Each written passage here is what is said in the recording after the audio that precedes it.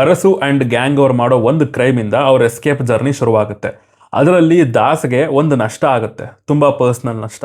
And ಅಲ್ಲಿಂದ cinema revenge ಮೋಡ್ಗೆ turn ಆಗುತ್ತೆ. ಆ್ಯಂಡ್ ಆ ಜರ್ನಿಲಿ ಚಂದ್ರ ಸಿಗ್ತಾಳೆ. ಅಲ್ಲಿಂದ ಏನೇನಾಯಿತು ಅನ್ನೋದನ್ನು ನೀವು ಸಿನಿಮಾ ನೋಡಿದ್ರೆ ತಿಳ್ಕೊತೀರಾ.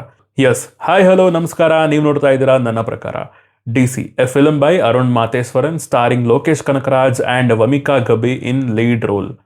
ರಿಲೀಸ್ ಆಗಿ ಆಲ್ಮೋಸ್ಟ್ 1 ವೀಕ್ ಆದಮೇಲೆ ನೋಡಿದ್ದು ನಾನು. ಬನ್ನಿ ಇನ್ ಡೀಟೇಲ್ ಆಗಿ ಸಿನಿಮಾ ಹೇಗಿದೆ, ನನಗೇನು ಇಷ್ಟ ಆಯಿತು, ನನಗೇನು ಕಷ್ಟ ಆಯಿತು ಅಂತ ಮಾತಾಡುವ. ಅದಕ್ಕಿಂತ ಮುಂಚೆ ಚಾನಲ್ಗೆ ಫಸ್ಟ್ ಟೈಮ್ ಬಂದಿದ್ರೆ ವಿಡಿಯೋನ ಫುಲ್ ನೋಡಿ, ಇಷ್ಟ ಆದರೆ ಮಾತ್ರ ಸಬ್ಸ್ಕ್ರೈಬ್ ಮಾಡಿಕೊಂಡು ಸಪೋರ್ಟ್ ಮಾಡಿ. ಸಿನಿಮಾದಲ್ಲಿ ನನಗಿಷ್ಟ ಆಗಿದ್ದು ಸೌಂಡ್ ಟ್ರ್ಯಾಕ್, ಅನಿರುದ್ಧ್ ಮ್ಯೂಸಿಕ್. ನಾನು ಹೋಗಿದ್ದು ಲಕ್ಷ್ಮೀ ಥಿಯೇಟರ್ ಬ್ಯಾಂಗ್ಳೂರಲ್ಲಿ. ಬಂದವರಲ್ಲಿ ಕನ್ನಡ, ತಮಿಳ್, ತೆಲುಗು, ಮಲಯಾಳಂ ಎಲ್ಲ ಥರದ ಆಡಿಯನ್ಸ್ ಇದ್ದರು.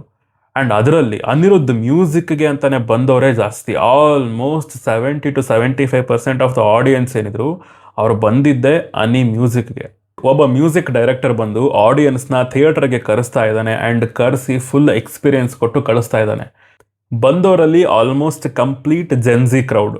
ಖುಷಿ ಆಗುತ್ತೆ. ಅಂದರೆ ಒಂದು ಕಾಲದಲ್ಲಿ ಬರೀ ಹೀರೋ ನೋಡಿ ಸಿನಿಮಾಗೆ ಬರೋರು, ಅದು ಬರ್ತಾ ಬರ್ತಾ ಚೇಂಜ್ ಆಯಿತು. ಡೈರೆಕ್ಟರ್ ನೋಡಿ ಬಂದರು, ಕತೆ ನೋಡಿ ಬಂದರು.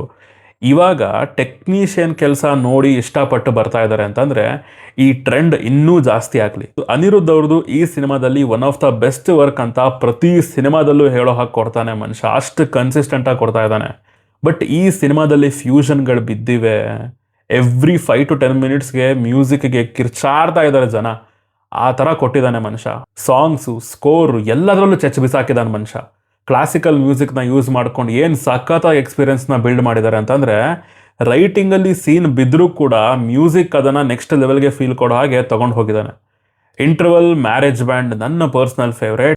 Next Arun Matheswaran screenplay. ಸಿನಿಮಾ ಫುಲ್ ಎಂಗೇಜಿಂಗ್ ಆಗಿದೆ. ಸ್ಟಾರ್ಟಿಂಗ್ ಫ್ರೇಮಿಂದನೇ ಸ್ಟೋರಿ ಸ್ಟಾರ್ಟ್ ಆಗುತ್ತೆ. ಆ್ಯಕ್ಷನಿಂದ, ಕ್ಯಾರೆಕ್ಟರ್ಗಳಿಂದ, ಅವ್ರು ತಗೊಳ್ಳೋ ಡಿಸಿಷನ್ಗಳು, ಅದು ಲೀಡ್ ಮಾಡೋ ನೆಕ್ಸ್ಟ್ ಪ್ರೊಸೀಡಿಂಗ್ಸ್ಗಳು ಎಲ್ಲದೂ ನಮ್ಮನ್ನು ಎಂಗೇಜಿಂಗ್ ಆಗಿಡುತ್ತೆ. ಫಸ್ಟ್ ಹಾಫ್ ಸ್ವಲ್ಪ ಲೆಂತ್ ಅನ್ನಿಸ್ಬೋದು, ಬಟ್ ಸೆಕೆಂಡ್ ಹಾಫ್ ರಪ್ ಅನ್ನಂಗೆ ಪಾಸ್ ಆಗ್ತಾ ಹೋಗುತ್ತೆ. ಅಲ್ಲಿ ಚಂದ್ರ ಕ್ಯಾರೆಕ್ಟರಿಂದ ಒಂದು ಮೇಜರ್ ಸೀಕ್ವೆನ್ಸ್ ಲೀಡ್ ಆಗುತ್ತೆ. ಅದು ಮಸ್ತ್ ಮಜಾ ಆಯಿತು ಆ್ಯಂಡ್ ತುಂಬ ಎಮೋಷ್ನಲ್ ಆಗಿ ಕೂಡ ಎಂಡ್ ಆಗುತ್ತೆ ಅದು. ಇನ್ನು Chandra character writing and performance DC ಸಿನಿಮಾದಲ್ಲಿ ಬೆಸ್ಟ್ ಅಂದರೆ ಫಾರ್ ಮೀ ಚಂದ್ರ ಕ್ಯಾರೆಕ್ಟರ್ ಅಂತ ಹೇಳ್ತೀನಿ. ಚಂದ್ರ ಬಂದು ಸೆಕ್ಸ್ ವರ್ಕರ್. ಎಷ್ಟು ಇಂಟೆನ್ಸ್ ಆಗಿದೆ ಅಂತಂದರೆ ಆ ಕ್ಯಾರೆಕ್ಟರ್ ರೈಟಿಂಗ್. ಅವಳು ಹೇಗೆ ಅಲ್ಲಿಗೆ ಬಂದ ಮೇಲೆ ಅವಳು ನೋಡಿದ ಪ್ರಪಂಚ ಹೇಗಿತ್ತು, ಅದನ್ನು ಅವಳು ಹೇಳೋ ರೀತಿ, ಅವಳು ಹೊರಗಿನ ಪ್ರಪಂಚನ ನೋಡೋ ರೀತಿ, ಅವಳು ಇಷ್ಟಪಡೋರನ್ನ ಟ್ರೀಟ್ ಮಾಡೋ ರೀತಿ, ಅವ್ರಿಗೋಸ್ಕರ ಆ ಕ್ಯಾರೆಕ್ಟರ್ ತಗೊಳ್ಳೋ ಡಿಸಿಷನ್ಗಳು, ಆ ಕ್ಯಾರೆಕ್ಟರ್ಗೆ ಕೊಟ್ಟಿರೋ ಒಂದು ಎಮೋಷ್ನಲ್ ಆರ್ಕ್ ಬ್ರಿಲಿಯಂಟ್ ಅಂತ ಹೇಳ್ತೀನಿ. ಆ ಕ್ಯಾರೆಕ್ಟರ್ ಸೆಕ್ಸ್ ವರ್ಕರ್ ಆಗಿದ್ರೂ ಕೂಡ ಒಂದು ಚೂರು ವಲ್ಗ್ಯಾರಿಟಿ ಅನ್ನೋದಿಲ್ಲ ಸಿನಿಮಾದಲ್ಲಿ. ಅದನ್ನು ವಿಜುವಲಿ ಕನ್ವೆ ಮಾಡಿರೋ ರೀತಿ ನನಗೆ ತುಂಬ ಇಷ್ಟ ಆಯಿತು. ಆ್ಯಂಡ್ ವಮಿಕಾ ಅವರು ಕೂಡ ಸಖತ್ತಾಗಿ ಪರ್ಫಾರ್ಮ್ ಮಾಡಿದ್ದಾರೆ ಸಿನಿಮಾದಲ್ಲಿ. ಇನ್ನು ಕಿಟ್ಟಿ ಕ್ಯಾರೆಕ್ಟರ್ ಕೂಡ ನನಗೆ ಇಷ್ಟ ಆಯಿತು. ಪರ್ಫಾರ್ಮೆನ್ಸ್ ವೈಸ್ ಎಲ್ಲರೂ ಚೆನ್ನಾಗಿ ಮಾಡಿದ್ದಾರೆ. ಲೋಕೇಶ್ ಅವ್ರ ಫಸ್ಟ್ ಫಿಲ್ಮ್ ಚೆನ್ನಾಗಿ ಅನ್ನಿಸ್ತು, ಬಟ್ ಸ್ಟಿಲ್ ನಾನು ಅವ್ರನ್ನ ಡೈರೆಕ್ಟರ್ ಆಗಿಯೇ ನೋಡೋದಕ್ಕೆ ಇಷ್ಟಪಡ್ತಾ ಇದ್ದೀನಿ. ಅವ್ರು ಹೇಳಬೇಕಾಗಿರೋ ಕತೆಗಳು ಇನ್ನೂ ಸುಮಾರಿದೆ.